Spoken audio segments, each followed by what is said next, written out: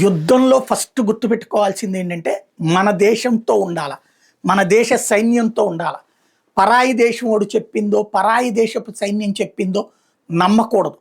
వాళ్ళు చెప్పిన దాన్ని నువ్వు కావాలంటే విశ్లేషించుకో, మనసులో పెట్టుకో. బట్ మన దేశానికి సంబంధించినటువంటి అడుగు వేయి. మన దేశం చెప్పేటటువంటి, మన సైన్యం చెప్పే మాటలను విను. మన సైన్యం అబద్ధాలు చెప్పదు.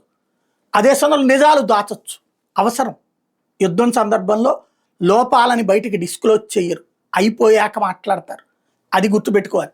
మనం ఆ బాధ్యతను గుర్తుపెట్టుకోవాలి. ఇప్పుడు యుద్ధం ముగిసిన తర్వాత రకరకాల చర్చలు వస్తుంటాయి, పాయింట్స్ చెప్తూ ఉంటారు.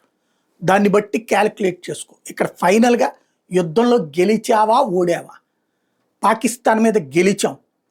ఇది అంగీకరించలేని వాడు దేశద్రోహి, ఇది అంగీకరించలేని వాడు భారత వ్యతిరేకి, మోడీ మీద ద్వేషంతో భారత శత్రువుగా మారుతున్నటువంటి వాడు, బ్రిటిషోడి కంటే నీచం, పాకిస్తానోడి కంటే పరమనీచం.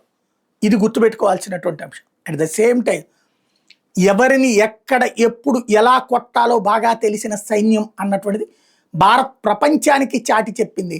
ఎయిర్ డిఫెన్స్ సిస్టంలో ఇజ్రాయెల్కి పోటీ పడ్డం కాదు, ఇజ్రాయెల్ కంటే ఒక మెట్టు ఎక్కువ ఉందని, అట్లాగే అణుస్థావరాలు ఉన్నాయని విర్రవీగుతూ మా జోలికి వస్తే అణుబాంబులేస్తామని హెచ్చరించే పాకిస్తాన్కి అణు అనే పదం వాడాలంటే వణుకు పుట్టించినటువంటి శక్తివంతమైనటువంటి వ్యూహాలు భారత్ దగ్గర ఉన్నాయని, అట్లాగే నిర్దేశిత లక్ష్యాల్ని ఖచ్చితంగా పిన్ పాయింట్ యాక్యురసీతో పేల్చగలమన్నటువంటిది నిరూపించిన సందర్భం.